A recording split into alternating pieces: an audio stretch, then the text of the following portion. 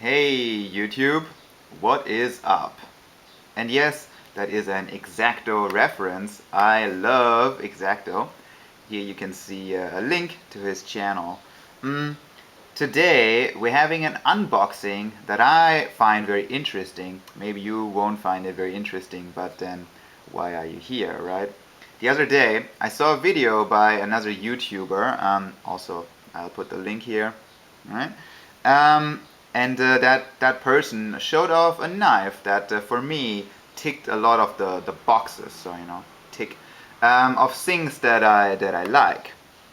So he showed a knife that first is features a solid yet simplistic design. So good design is good.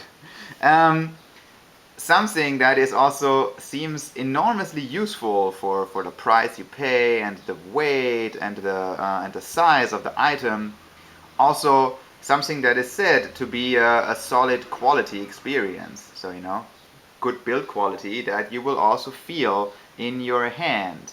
Um, Lastly, it's also something that you can mod and change to your preferences, and I like doing that too. So versatility with that.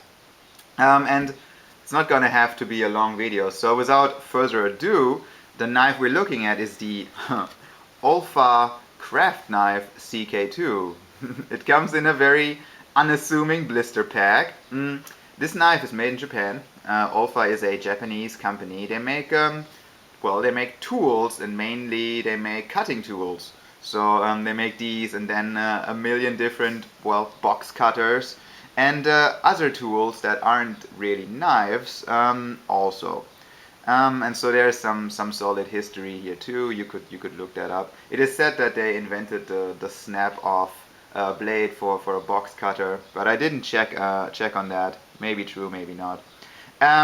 So this is the CK-2. There's also a CK-1. The CK-1 will be smaller than this one.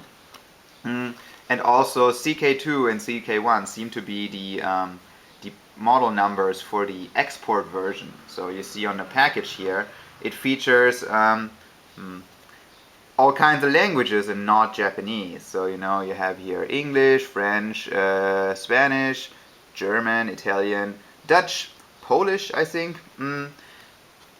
And so on. So if you buy this knife directly from Japan, maybe it won't say CK2 on it. It will maybe say B34, and then the smaller one will be the 26 something from Japan, and then they will have Japanese packaging. But it seems to be the exact same knife. Right. So on the packaging, we'll get some information. First of all, it says it's stainless, so stainless blade, stainless body, of course, waterproof, they say. 20 millimeters says here. I had to check on the back what that means. 20 millimeters is the height of the blade. And then here it says it's 1.2 millimeters blade stock. So right behind the grind, it's 1.2 millimeters, which I think means the total width of the blade. And so right on the back side, some more information. You can replace these blades too, but as I read online, these can also be sharpened very well, so maybe you won't have to replace this for a long time. Right, let's have a look into it, right? Yeah, I already peeled off one corner here, which is easy. We don't need a knife to open this, right? Blister package, not bad. Here goes. Ooh, good decent weight on it. And so you think this would be the front side? No, but this is the back side, I believe. You now undo the screw, which is nice and tight, and slide this out, and then you get a utility blade that looks like this. It's a bit dirty. And this has a primary grind on both sides. So right, primary bevel here, primary bevel here, but then the secondary bevel is only on this one side, only on the back side, so that when as a right-handed person, when you're using this, you get the the you get a more straight side on this side. So because you can use this knife for marking. Now you say, oh, I know. Isn't that called a kiridashi in Japan? Well, I don't know about that, right? I always have to be careful with cultural appropriation. But okay, it's a small craft knife with a straight blade that comes from Japan. So yes, you might like to call that a kiridashi. Now, you can also, you can slide this to your desired length. Maybe you just want to cut paper very carefully or cardboard, and you only get this much of an edge, and this sticks out, and you can make draw cuts with your finger on here, right? Um, or maybe you want to cut open boxes, but not destroy what's inside, and you'll get some more out, right? And you cut it like this, the packaging. Or you want to have the full length, well, then you can have that too. Slide that all the way out, and then you have your, well, kiridashi blade, which faces forward to a degree. Yeah, and this is pretty simple design, of course, right? You have here your blade, which you can take out by undoing the screw, well, the nut.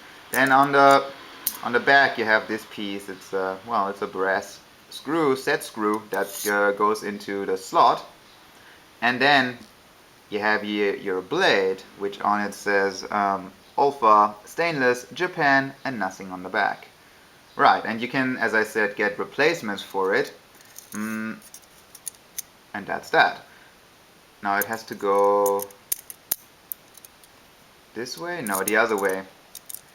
Because, well, I suppose there must be some concept here, right? Why is the set screw on the back? Come on. Come on. Oh, wrong way. Zip.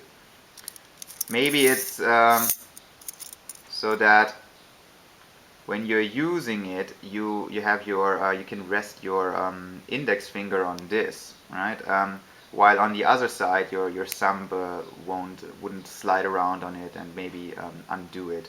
Maybe it's for a different reason, I don't know. But you can also switch it around if you like this more. Right. Let's try the blade sharpness then, right? We always got to do that. So here's a piece of paper, which is like invoice paper, kind of thin. Yeah, okay. Yeah.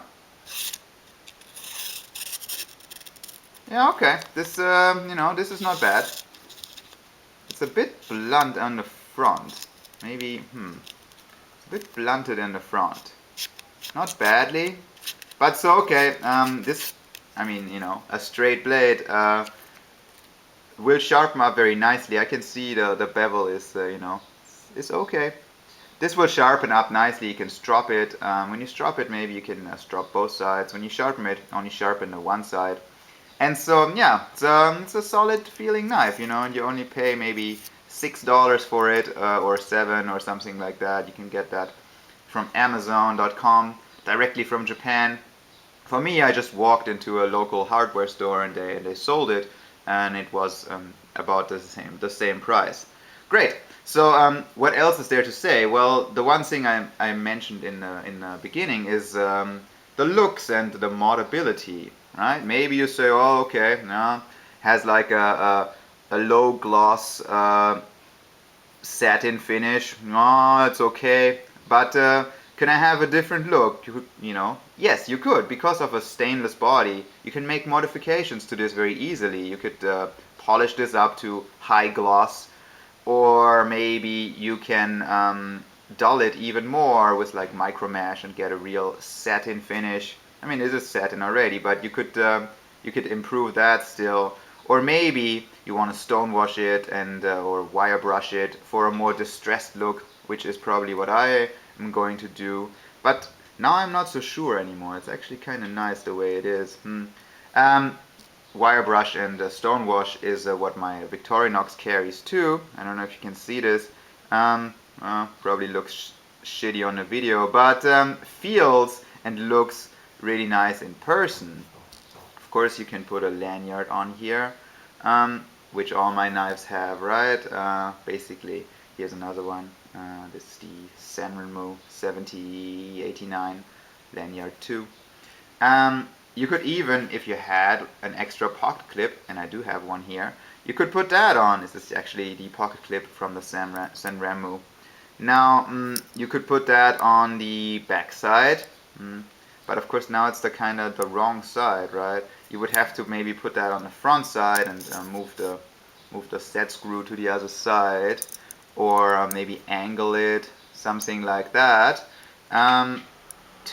Yeah, you probably would have to angle it in such a way to have a pocket clip available, right? Make sure it doesn't go into the channel.